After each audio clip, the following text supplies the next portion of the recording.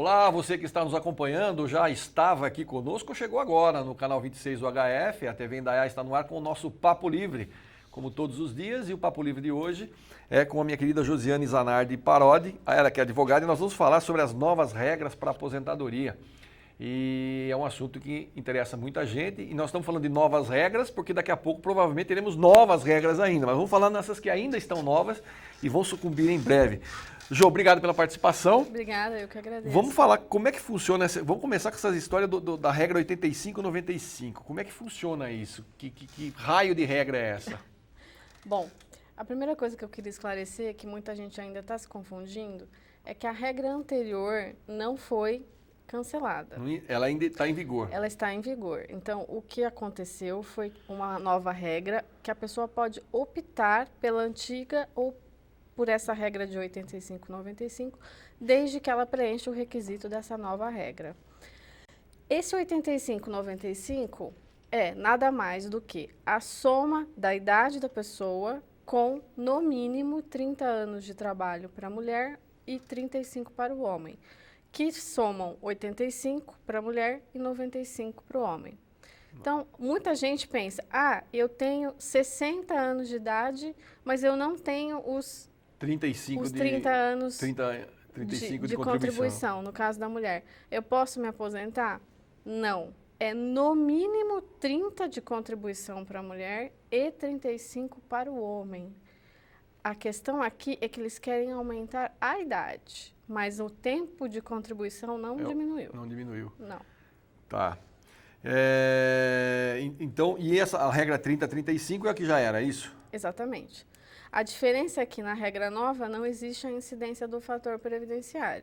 O que é o fator previdenciário? Que é esse famoso fator previdenciário? O fator é um índice calculado com o tempo de contribuição do segurado no momento da aposentadoria, a idade dele naquele momento e a expectativa de vida dele em razão da tábua divulgada pelo IBGE anualmente. Então, são esses três fatores que são feitos numa fórmula e resultam num número, que é o fator previdenciário. Após o cálculo da média da contribuição, esse fator é aplicado. Óbvio que a maioria deles acaba perdendo muito com o fator. Por quê? Não existe idade mínima para aposentar. Então, se a pessoa preencheu os 30 anos no caso de mulher ou 35 no caso de homem, ela pode. No entanto, ela vai ser esse desconto do fator, que em razão dela ser nova, ele vai ser muito alto. Entendi. Eu ouvi até uma discussão, acho que ontem ou anteontem, acho que foi ontem, a Miriam Leitão comentando na CBN, porque foi nomeado o novo secretário da Previdência, né? Sim. E ele estava dizendo o seguinte, que há necessidade de fazer uma alteração, porque a Previdência hoje não suporta mais os encargos e tudo mais, o que ela tem que pagar. E a Miriam Leitão falava o seguinte, que não é aposentadoria, mas as pensões, no Brasil elas são muito generosas. Sim. E em qualquer país do mundo não é assim. A pessoa morre e o outro fica sempre com a pensão integral e aquela coisa toda. Como é que funciona isso? Também tem a ver com essa questão de aposentadoria ou não? Não, são regras diferentes. Isso teve também uma alteração no ano de 2014 para 2015 com relação às pensões por morte.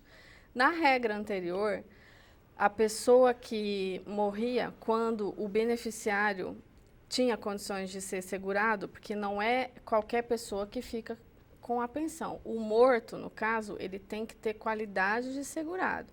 Se for uma pessoa que estava sem trabalhar há muito tempo, não vai haver nenhum tipo de benefício para a família. Agora, se ele estava ativo, se ele estava contribuindo, a família ou o beneficiário que se apresente de acordo com o rol da legislação teria o benefício da pensão.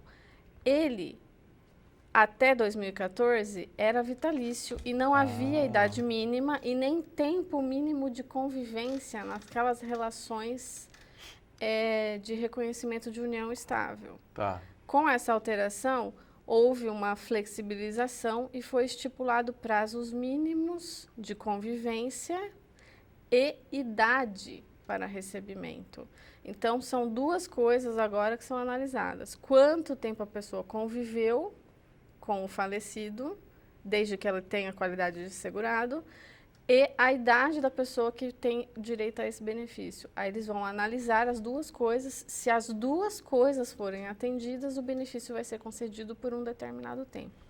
Se eu não estou enganada, após 45 anos de idade, o suposto beneficiário continua recebendo de forma vitalícia. Tá. Mas até 45 existe uma tabela escalonada. É porque eu também vi uma discussão nesse sentido que é muito simples. A pessoa lá, a mulher que tem 25 anos, casou, o marido morreu.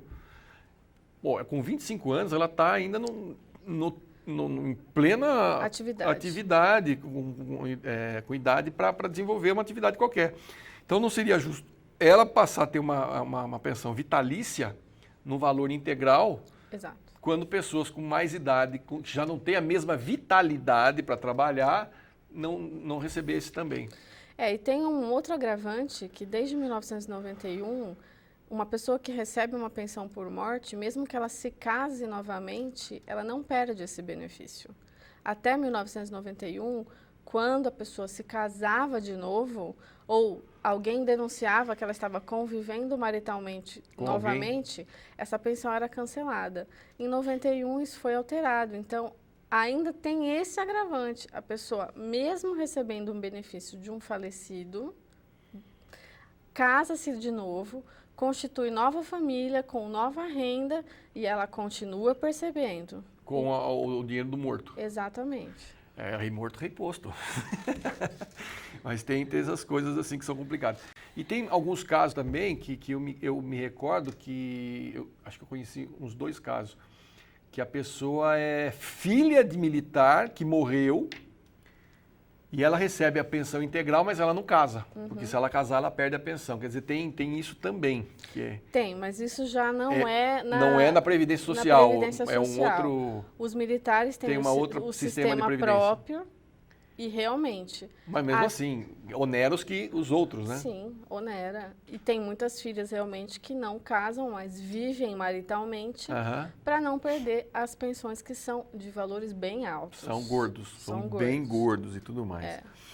E quem vai se aposentar, qual é a documentação que ele precisa? Vamos lá, como é que a pessoa sabe se ela tem condições de aposentar? Como é que ela sabe quando ela tem que se aposentar? Como é que ela faz?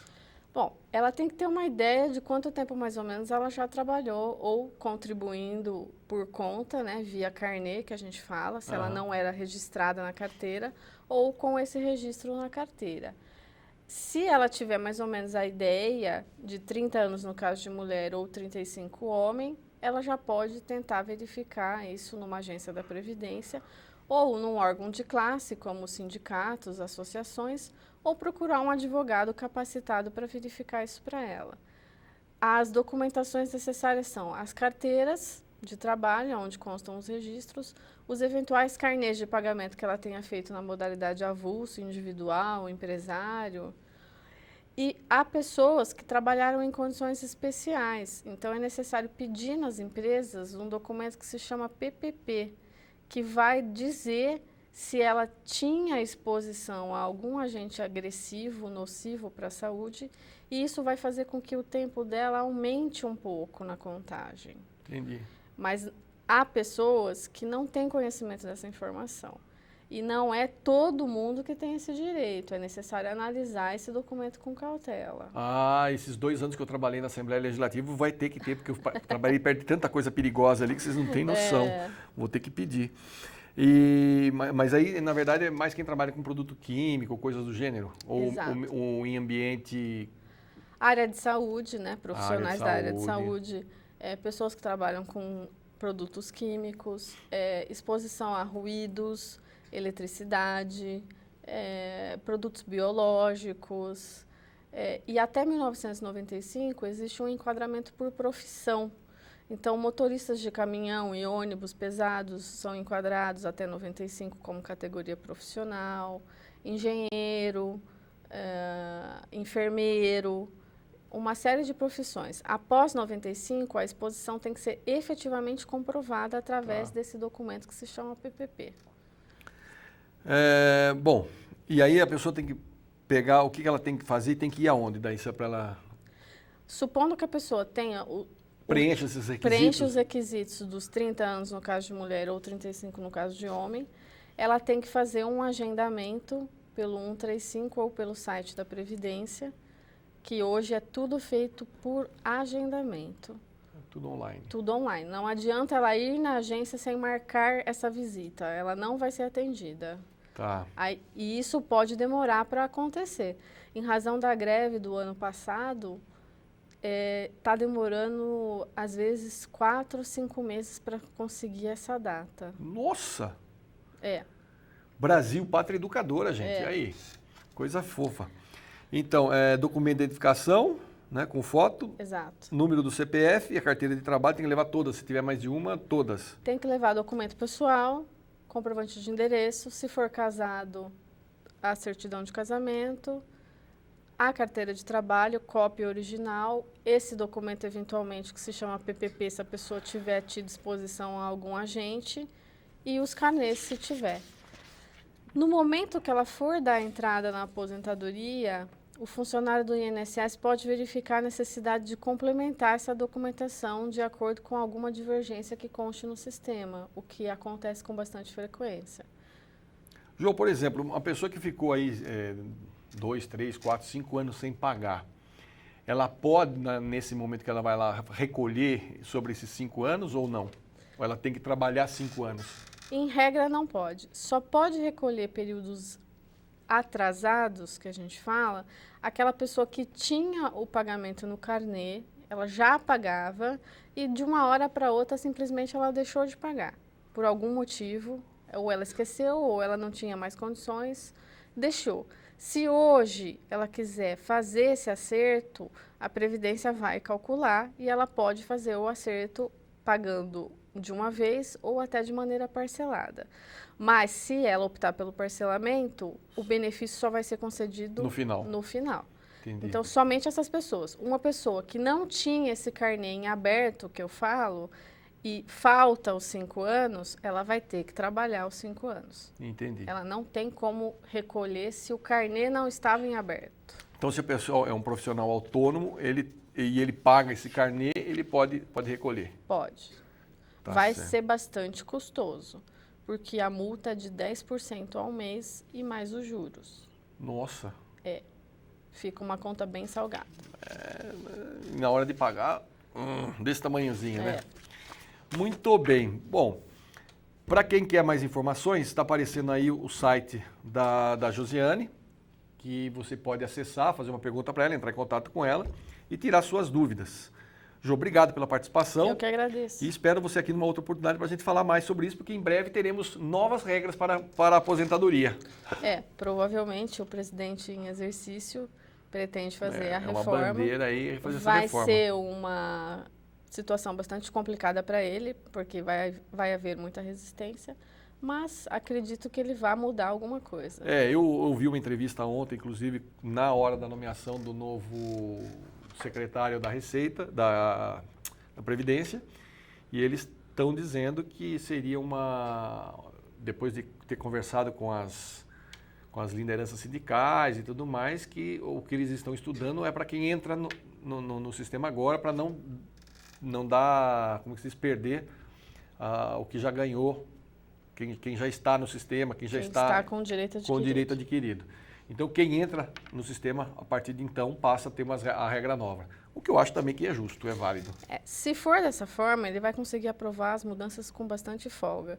Agora, se for para aplicar imediatamente, realmente eu acho que vai ter bastante discussão.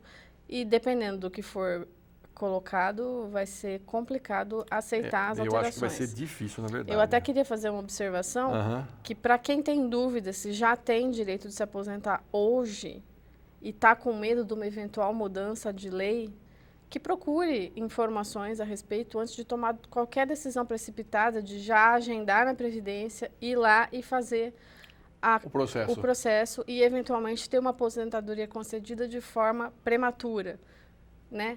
Com uma perda muito grande. Porque quando o Fernando Henrique fez as alterações em 1998, teve uma corrida nas agências da Previdência. Todo mundo ficou com muito medo do que ele ia mudar e muita gente se aposentou de forma precoce. E hoje recebe um salário muito pequeno.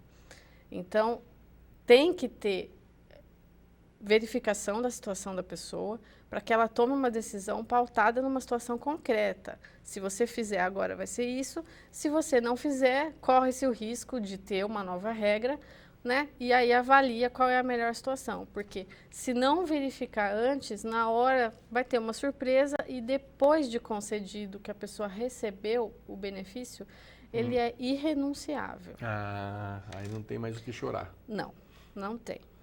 Não Legal. tem. Fica muito difícil cancelar isso, a justiça realmente não autoriza. Porque ninguém foi na porta do cidadão bater para ele, E dizer para ele, olha, vai agora. lá que você tem direito. Não foi isso. Ele foi procurar o órgão espontaneamente, apresentou a documentação necessária. Então, é por isso que a justiça não aceita renúncia de benefício previdenciário de aposentadoria. Então, as pessoas têm que ter calma nesse momento, não precisam ficar histéricas com essa suposta mudança de legislação, porque mesmo que ele mude a regra no meio do jogo agora, como a gente diz, para quem ainda está no mercado, né, que já entrou, que está em vias de se aposentar, se esse cidadão já tem direito nessa lei vigente hoje, em qualquer hipótese, ela tem o direito dela garantido. Assegurado. Assegurado pela Constituição. Então E isso vai mudar. aconteceu, inclusive, em 1998, quando o FHC fez as alterações. Muita gente foi se aposentar depois e ela até poderia optar pela regra antiga, que ela já tinha os requisitos, ou pela regra nova, Tá. né? Então, é preciso ter calma. Muita hora nessa calma. Exatamente. Tá certo. Obrigado, João, mais uma vez. Eu que agradeço. Você de casa não saia, daqui a pouco eu estou de volta com mais um entrevistado aqui no nosso Papo Livre.